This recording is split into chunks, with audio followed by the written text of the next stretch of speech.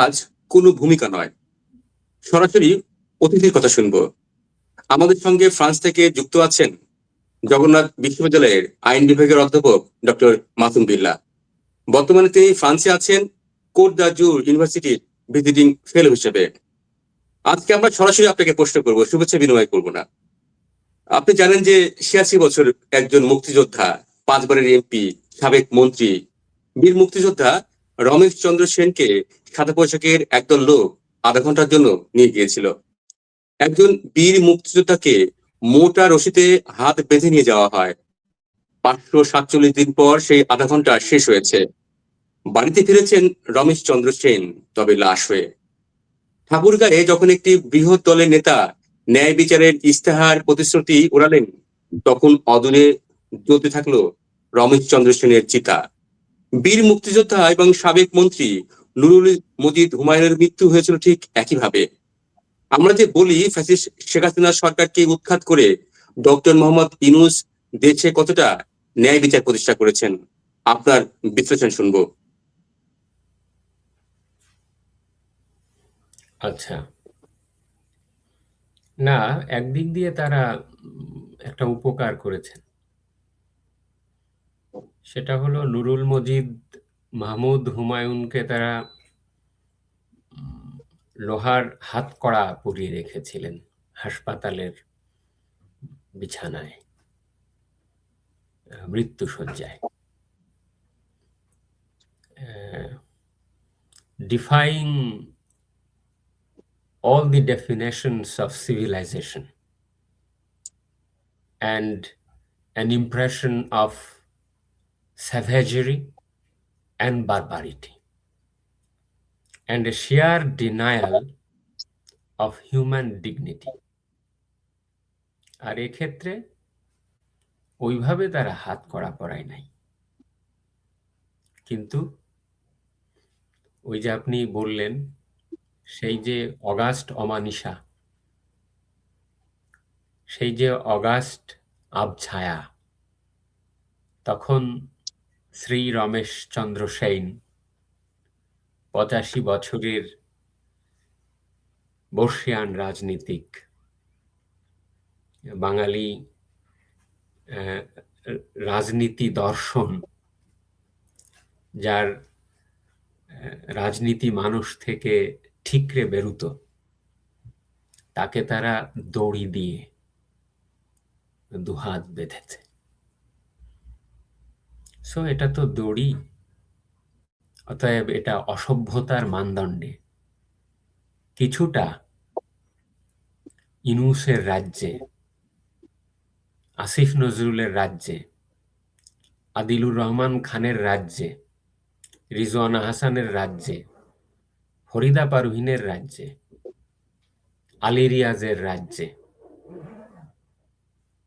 কিছুটা কালোত্তীর্ণ মানদণ্ড হয়েছে। এর চেয়ে আর কি বলবো বলেন। আমি একটু আগে বেশ কিছু লেখাই পড়ছিলাম এবং আমি এটা নিজেকে সম্বরণ করতে পারছি না। আমি দর্শকদের জন্য একটু লেখাটা, খুবই ছোট্ট কয়েক লাইনের লেখা, ফেসবুকের পাতায় হোসেন তৌফিক ইফতেখার নাম করে একজন লিখেছেন। এর বাইরে আমার কোনো অনুভূতি আপনার দর্শকদের জন্য নাই। ৫৪৭ দিনের দীর্ঘতম আধা ঘন্টা, রাতের খাবারের থালাটা ওভাবেই পড়ে রইল, আধা ঘন্টার মধ্যেই দিয়ে যাব বলে সাদা পোশাকের একদল লোক ৮৬ বছরের বৃদ্ধ মানুষটিকে নিয়ে গেল। ৫ বারের এমপি, সাবেক মন্ত্রীর জীর্ণ হাত দুটি যখন মোটা রশিতে বাঁধা হচ্ছিল, পাশে দাঁড়ানোর মতন কোনো সন্তানও ছিল না যে বাবা বলে বাধা দেবে। ১.৫ বছর পর আজ তিনি ফিরলেন দিনাজপুরের জেলের বাথরুমে নিথর পড়ে থাকা এক লাশ হয়ে। ঠাকুরগাঁয়ে আজও যখন বড় বড় নেতাদের মঞ্চে ন্যায় বিচারের ইশতেহারি প্রতিশ্রুতি উঠবে, অদূরে জ্বলতে থাকা রমেশচন্দ্র সেনের চিতায় ধোঁয়া আকাশটাকে তখনও ঝাপসা করে দেবে। সেই তপ্ত বাতাসে ভেসে বেড়াবে বিচারহীনতার হাহাকার। রাষ্ট্রের জয় হয়েছে। 547 দিন পর সেই আধা ঘন্টা শেষ হয়েছে। এটা লিখেছেন হুসাইন তৌফিক ইফতেখার নাম করে ফেসবুকে একজন লোক।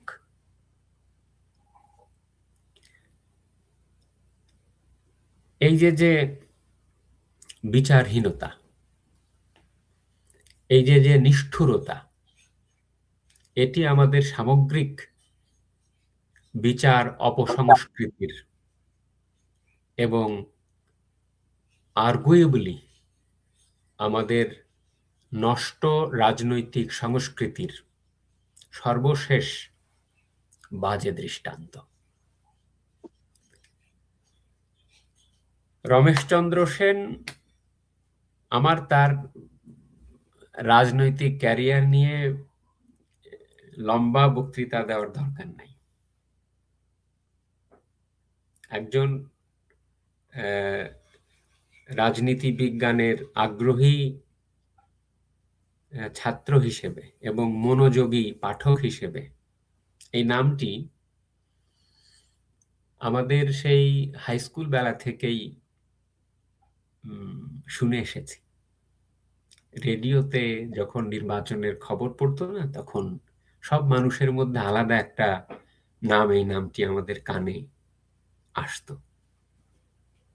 আমাদের ওই গ্রামেরই চাচারা বলতো, রমেশচন্দ্র সেন নাম করে হিন্দু কমিউনিটির একজন রাজনীতিক জায়গা করে নিয়েছেন।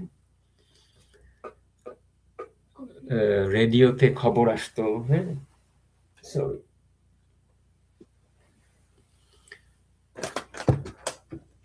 তো ঠাকুরগাঁও বাংলাদেশের সবচেয়ে ওই, তাই না, উপরের জেলা, এই ঠাকুরগাঁওয়ের মানুষ।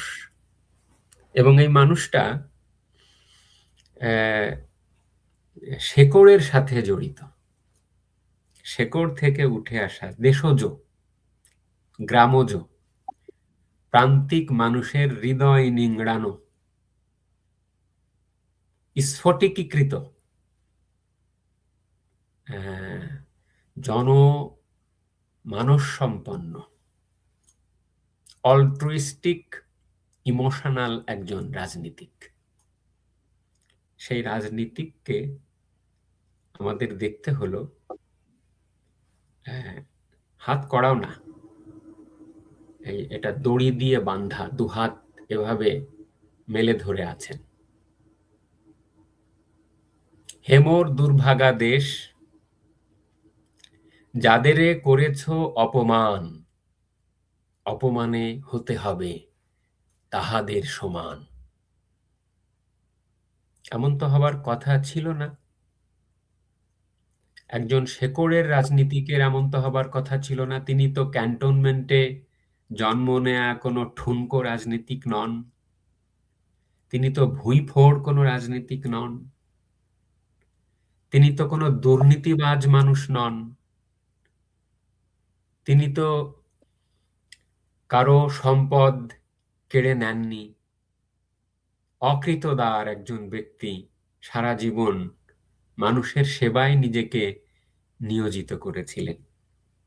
যে জাতি একেবারে খাঁটি জহুরি, খাঁটি সোনা মতন রাজনীতিবিদদের থেকে মুখ ফিরিয়ে নেয়, সেই জাতির ভবিষ্যৎ ভাগ্য কি হবে সেটি ভাবতেই গা শিউরে ওঠে। হ্যাঁ, আপনাদের মির্জা সাহেব একটা দায়সারা গোছের 2 বাক্যের একটা শোকবাণী ফেসবুকের উদার জমিনে দিয়েছেন এবং ভোটের বাজারে মুখ রক্ষা করতে হয়তো তার বাড়িতেও ছুটে গেছেন।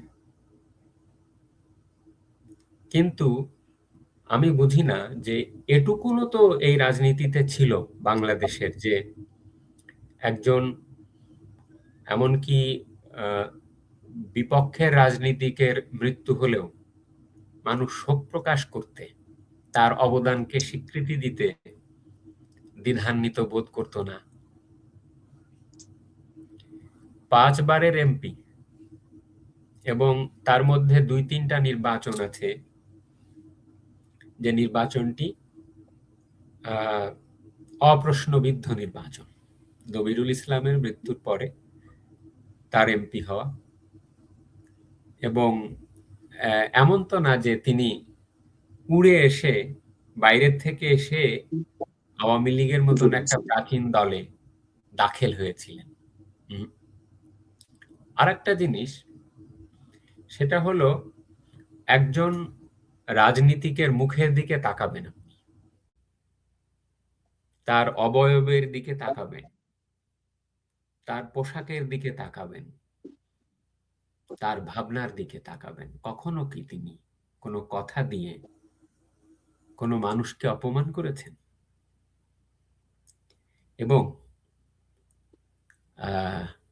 এই যে সাধারণ একটা জামা পরা, এই যুগে এসেও দেখতাম যে আওয়ামী লীগের প্রেসিডিয়াম কোনো মিটিং হচ্ছে, এই লোকটাকে মাঝে মাঝে কয়েক সেকেন্ডের জন্য দেখা যেত। আমি ভাবতাম যে এই লোকটা কে? যে প্রকৃতপক্ষে এমন জহুরি রাজনীতিকই আওয়ামী লীগের সম্পদ এবং বাংলাদেশের সম্পদ। অথচ কি একটা সময় আসলো যে এই মানুষটাকে অগাস্ট পরবর্তী অবস্থায় এভাবে তাকে ধরে মাপ চাইতে বাধ্য করা হলো ফর আননোন রিজন,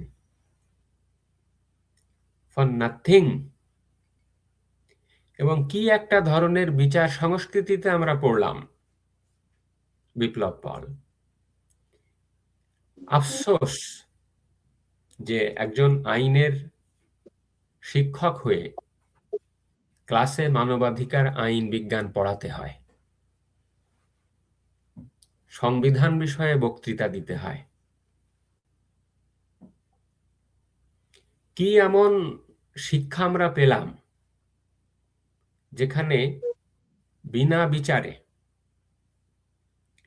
এবং মিথ্যা মামলায় একজন প্রবীণ রাজনীতিককে, নির্মোহ রাজনীতিককে এইভাবে জেলে রাখা হলো, চিকিৎসা দেওয়া হলো না, অপমান না শুধু অবমান করা হলো, ডিনোমিনেট, ডিগ্রেড মানুষের রেপুটেশন, মানুষের ডিগনিটি, মানুষের হিউম্যাননেস, মানুষের মানবিক সত্তা, তাতে আমরা আঘাত হানলাম। এবং এই যে 86 বছরের যে কন্ট্রিবিউশন, তিনি একজন মুক্তিযোদ্ধা, he is a freedom fighter. খুব ভালো প্রতিদানই তো আমরা তাকে দিয়েছি একেবারে। তো এটা তো হওয়ার কথা নয়। আজকে তো প্রত্যেকটা রাজনীতিকেরই শোক প্রকাশ করা উচিত ছিল, নিন্দা জানানো উচিত ছিল যে এই প্রিজন সিস্টেমকে আমরা ঘৃণা করি। এত যে সংস্কারের কথা বলছেন, এই প্রিজন সিস্টেম, বাংলাদেশের এই যে জেল সিস্টেম আর বাংলাদেশের এই যে বিচারিক আচার, এইটার সংস্কার কি হলো? একটা কিছু করতেন, একটা সংস্কার করতেন 1.5 বছরে, যে বুঝতাম যে হ্যাঁ, ফ্যাসিস্ট যুগের অবসান ঘটেছে, এখন আপনারা ন্যায় বিচারের দুধের নহর বইয়ে দিচ্ছেন। এমনটি তো হলো না। তাহলে এই মানুষটির যে 86 বছরের যে জীবন, যে সংগ্রাম, এটা কি তার প্রতিদান প্রাপ্য ছিল? আমার কাছে মাঝে মাঝে অত্যন্ত কনভিকশন কাজ করে, অপরাধ বোধ কাজ করে যে কেন আইন নিয়ে পড়লাম, আমি বিচারক হয়েও বিচার বিভাগে যাই নাই, কারণ আমি জানি যে আমি I am not the right person. I wanted to be a teacher, but আমার বন্ধুরা, আমার অগ্রজ, আমার অনুজ, এমনকি আমার ছাত্ররা এখন জজ হয়েছে। জজ হয়ে তাদের কেউ ফেসবুকে অ্যাক্টিভ দেখেছি যে বাংলাদেশে নাকি তারা ন্যায় বিচার করতে পারতেছে না আওয়ামী লীগের লোকজনের চাপে। তো ১.৫ বছরে আপনাদের কোন আইন বিজ্ঞান বাধা দিল যে ৮৬ বছরের একজন বৃদ্ধকে মিথ্যা মামলায় আটকে রাখা হয়েছে, আপনারা জামিন দেন নাই? কে আপনাদেরকে চাপ দিয়েছিল? এই মবতন্ত্র, এই ললেসনেস, এই শূন্যতা, এই আইনহীনতা, এইটা কি রুল অফ ল? এইটা কি ক্রিমিনাল জাস্টিস? এটা কি সাংবিধানিকতাবাদ? এটা কি মানবাধিকার? এটা কি সামাজিক ন্যায় বিচার?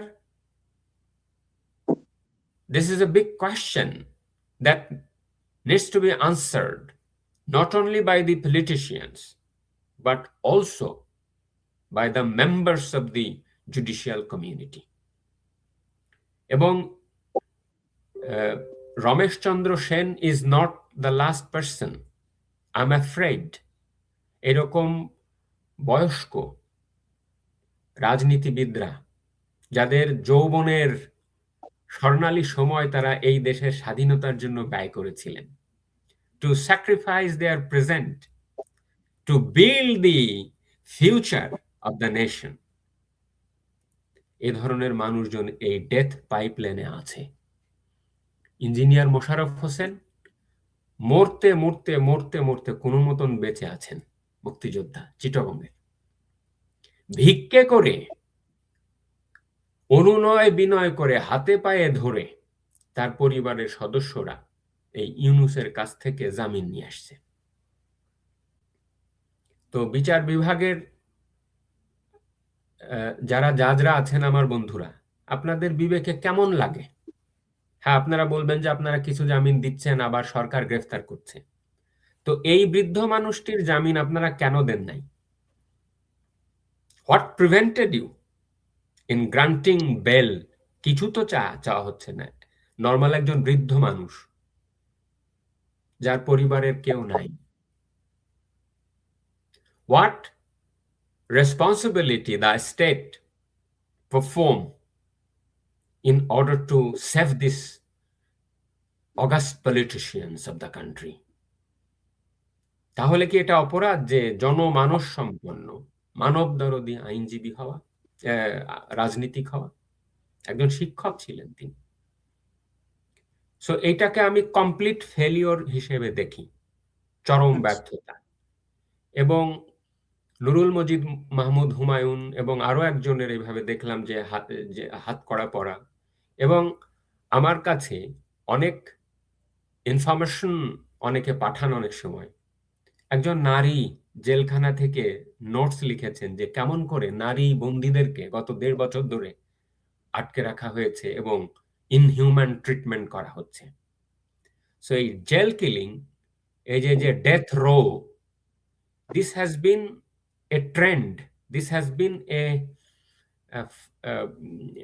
known history of Bangladesh. সেই যে জাতীয় ৪ নেতাকে জেলে হত্যা করা হয়েছিল, এবং এইভাবে আপনি দেখেন যে জেলে এইভাবে আওয়ামী লীগের নেতাদেরকে অপরাধ করে তাও আপনি হত্যা করতে পারবেন না।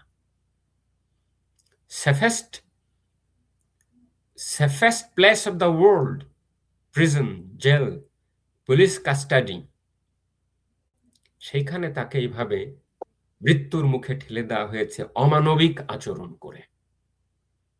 So this is not a death due to old age, but this is a death, structural death, where Ramesh Chandra Sen has succumbed to vengeance politics, sordid politics, nocturnal politics. So এটাকে একজন আইনের ছাত্র হিসেবে আমার নিন্দা জানাবার কোনো ভাষা নাই। আসলে আপনার এই ব্যাখ্যার পর আসলে আর কিছুই থাকে না, মানে বলার মতো কিছু থাকে না, কারণ আপনি আইন, মানবতা সবটাই আসলে তুলে ধরেছেন।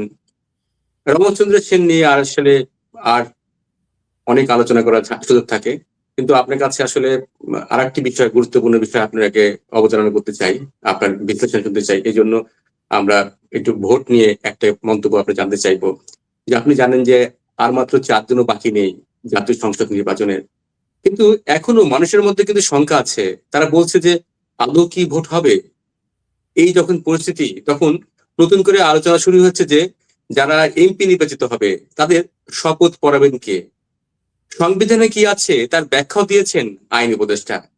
কিন্তু বর্তমানে যে অন্তর্বর্তী সরকার, তা তো সংবিধান মেনে হয়নি, বেশিরভাগ কাজ হয়েছে সংবিধানের তোয়াক্কা না করে। তাহলে ডক্টর ইউনূস, মানে ডক্টর ইউনূস যা চেয়েছেন তাই হয়েছেন, সংবিধানের সেটা থাকুক বা না থাকুক। তাহলে এখন নতুন যে এমপি হবেন তাদের শপথ পড়ানোর জন্য সংবিধানের ব্যাখ্যা খোঁজা হচ্ছে কেন? আপনার কি মনে হয়, বা আপনার বিশ্লেষণ জানতে চাইবো। এটা হলো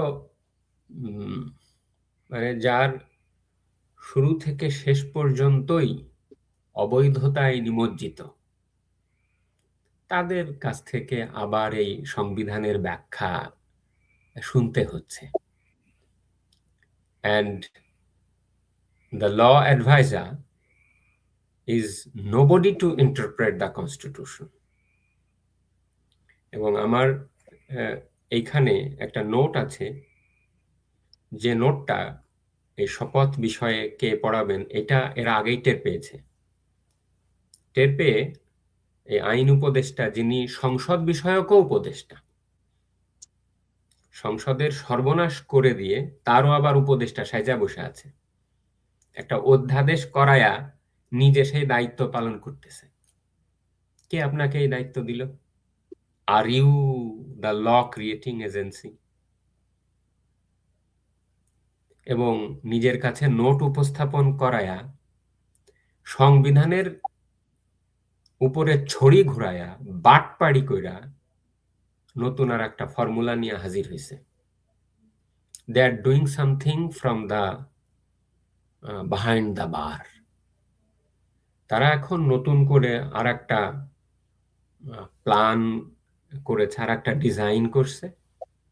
সেটা হলো স্বাভাবিক যে প্রক্রিয়া, সংবিধানের ৭৪ নম্বর অনুচ্ছেদ, ১৪৮, মেলা কিছু অনুচ্ছেদ আছে, যে বিদায়ী স্পিকার কি করবেন, নতুনদেরকে শপথ পড়াবেন। এটা তো শুনতেও ভালো লাগে, দেখতেও ভালো লাগে। সারা পৃথিবীর যে কমন ল ওয়ার্ল্ড আছে, ইংল্যান্ড বলেন, ইন্ডিয়া বলেন, অস্ট্রেলিয়া বলেন, কানাডা বলেন, বিদায়ী স্পিকার, নতুন স্পিকার যখন নতুন সংসদ সদস্যদের শপথ পাঠ করান, তার মধ্য থেকে স্পিকার নিযুক্ত হয়, দায়িত্ব দিয়ে শেষ করে। আপনি বলতেছেন যে এটা 13তম হবে, যদি হয় আর কি 13তম হবে, অথচ আপনি বলতেছেন যে স্পিকার নাই। কেন নাই? জাতীয় সংসদ বাংলাদেশের রাষ্ট্রের একটা আলাদা অর্গান, তাকে তো অবৈধভাবে আপনারা ডিসলভ করলেন রাষ্ট্রপতির মাধ্যম দিয়া, বেআইনি ভাবে। কারণ পার্লামেন্ট প্রধানমন্ত্রীর লিখিত পরামর্শ ছাড়া রাষ্ট্রপতি ভেঙে দিতে পারেন না। সুতরাং পার্লামেন্ট ভাঙাটাই অবৈধ ছিল। ঠিক আছে? এবং এই স্পিকারকে এমন একটা পজিশন, কারণ তারা চিন্তা করছে যে এর রাষ্ট্রপতি শাহাবুদ্দিন চুপ্পুকে সরিয়ে দেবে, তাহলে তো সংবিধান অনুসারে ডক্টর শিরীন শারমিন চৌধুরী হবে রাষ্ট্রপতি। এমন চাপ তৈরি করেছে, এমন মব তৈরি করেছে, যে এই আত্মসম্মানওয়ালা বিদুষী নারী, first speaker of Bangladesh parliament, one of the renowned constitutional scholars of the country, Sheikh হাসিনার হাতে মুক্ত হয়েছে। শিরীন শারমিন কনস্টিটিউশনাল লয়ে ডক্টরেট, কয়টা আছে? বিএনপিতে বা অন্য রাজনৈতিক দলে। তাকে পদত্যাগ করতে বাধ্য করছে। তো পদত্যাগ করলেও সংবিধানের ৭৪(৬) বলা আছে যে পরবর্তী স্পিকার না আসা অবধি তিনি দায়িত্ব পালন করবেন। তো পদত্যাগ করলেও তো তিনি আছেন, তিনি শপথে আছেন। কি বলতেছে তিনি দায়িত্ব পালন করছেন না। আরে বেটা, দায়িত্ব পালন করছে না, দায়িত্ব পালন করতে দিয়েছিস? আর শপথে তিনি আছেন, তাহলে পরবর্তী সংসদ সদস্যরা যদি, আর একটা কথা বলে নি, যে যদি যুক্তির খাতিরে ধরেও নি যে স্পিকারকে পাওয়া যাচ্ছে, তাহলে ডেপুটি স্পিকারকে কি করছে? ওই একই রমেশচন্দ্র সেনের মতন মিথ্যা মামলা দিয়া তাকে আটকায় রাখছে। না আছে জামিন, না আছে কোনো চার্জ। তো সে লোক তো এখনো কোনো দণ্ডিত হয় নাই, তিনি তো এখনো আইনের চোখে নির্দোষ। তাহলে হি ইজ দেয়ার। তাহলে দ্বিতীয় অপশনও খোলা আছে।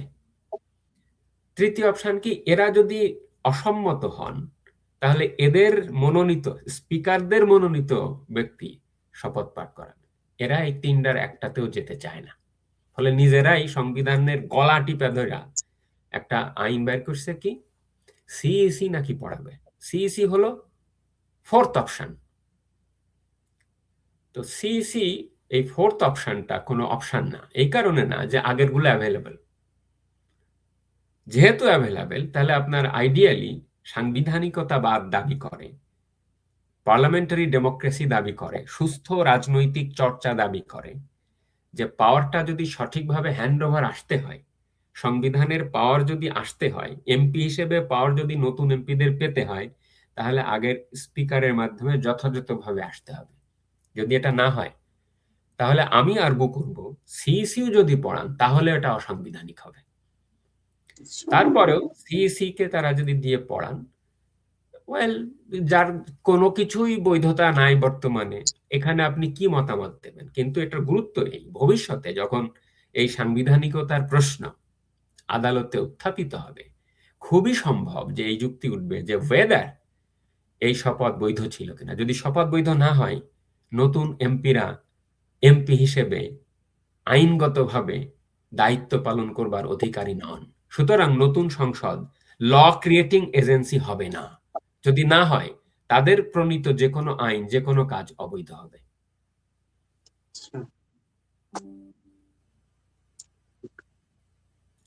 একদম, জি একদম। আপনার এই ব্যাখ্যা দিয়ে একদম পরিষ্কার। আমি আশা করি যে দেখছেন যে দর্শক, তিনিও পরিষ্কার, কারণ আইনের অনেক ধারা থাকে, উপধারা থাকে, অনেক ব্যাখ্যা থাকে, অনেকের হয়তো বোঝার সুযোগ থাকে না, কিন্তু আপনি এত সরল ভাবে আমাদের উপযোগী করে বলেন এবং খুব সহজে সেটি বোঝা সম্ভব, এবং আমরা বুঝতে পারি সংবিধান কি বলছে এবং বর্তমান সরকার কি উদ্দেশ্যে কোন দিকে যাচ্ছে। অসংখ্য ধন্যবাদ ডক্টর মাসুম বিল্লাহ। আপনার এই বিশ্লেষণ আমাদের জন্য অনেক পথ দেখাবে, এবং আপনি অত্যন্ত ব্যস্ততার মধ্যে আমাদের সময় দিয়েছেন, এর জন্য আপনার কাছে কৃতজ্ঞতা প্রকাশ করছি। আপনাকেও ধন্যবাদ এবং আপনার দর্শকদেরকেও ধন্যবাদ। প্রিয় দর্শক, আপনারা শুনলেন জগন্নাথ বিশ্ববিদ্যালয়ের আইন বিভাগের অধ্যাপক ডক্টর মাসুম বিল্লাহর বিশ্লেষণ। এই বিষয়ে আপনি আপনার মন্তব্য জানাতে পারেন। আর ভিডিওটি শেয়ার করুন, লাইক দিন, সম্ভব হলে আমাদের চ্যানেলটি সাবস্ক্রাইব করুন। আর এতক্ষণ আমাদের সঙ্গে থাকার জন্য ধন্যবাদ।